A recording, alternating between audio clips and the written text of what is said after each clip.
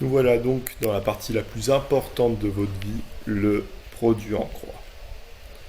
Alors, pour introduire ce produit en croix et pour prouver ce produit en croix, nous allons déjà faire des rappels. Pourquoi? Parce que pour prouver le produit en croix, on a besoin de souvenirs de l'an dernier. Alors, pour les exercices, on en a déjà parlé de ce rappel. Alors, si j'ai un tableau de proportionnalité comme celui-ci, avec la quantité A, la quantité B, 7,8 pour la quantité A correspond à 15,6 pour la quantité B, 10,3 pour la quantité et point d'interrogation pour la quantité inconnue. Donc le vocabulaire qu'on va voir avec ça, c'est déjà pour trouver le nombre pour passer de la ligne du haut à la ligne du bas. Et ben on a juste à prendre le nombre de la ligne du bas et le diviser par le nombre de la ligne du haut. On tombe sur 2, et donc je vois que ce nombre 2, c'est le coefficient de proportionnalité. Et le nombre inconnu que j'ai là, lui, son nom, c'est la quatrième proportionnelle. Et pour le calculer, j'ai juste à faire 10,3 fois 2, et ça me donne 20,6. Bon, facile jusque-là, on y arrive. Maintenant, on va voir une autre méthode donc, pour trouver ce point d'interrogation, et on va utiliser cette méthode du produit en croix. Alors pour le produit en croix, on va déjà essayer de prouver l'égalité du produit en croix. Donc pour ça, on va prendre un tableau avec nos deux quantités, et cette fois-ci, on va prendre des lettres. Bon, pour trouver le coefficient de proportionnalité, on a vu que c'était assez simple, il suffit de prendre les nombres de la même colonne, et puis faire la ligne du bas divisée par la ligne du haut. Donc c'est divisé par A. Bon, mais j'aurais pu aussi prendre ces nombres-là, et donc faire D divisé par B. Bon, bah là, on a une égalité.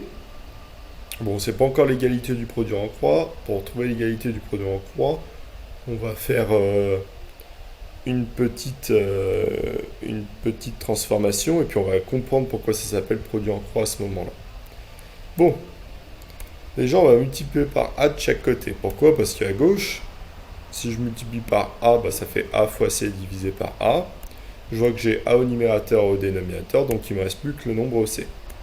Et puis à droite, je fais A fois D divisé par B, c'est bon. Puis maintenant je vais multiplier par B. Bon, bah à gauche, je fais juste B fois C, donc je vais multiplier par B. Et à droite, ça va me faire A fois D fois B, divisé par B. Puis là, à nouveau, j'ai un B au numérateur et au dénominateur, donc c'est bon, je peux les effacer. On attend que B fois C égale A fois D. Puis regardez, B fois C, ils sont en diagonale, et A fois D, ils sont en diagonale aussi. D'où le produit en croix. On voit que quand on fait une croix dans un tableau de proportionnalité, il y aura égalité des produits. Donc je vois que le plus simple, c'est d'écrire quand même que A fois D en diagonale, A fois D égale B fois C. Et donc voilà ma fameuse égalité du produit en croix. Et voilà ce qu'il y a à recopier pour la prochaine fois.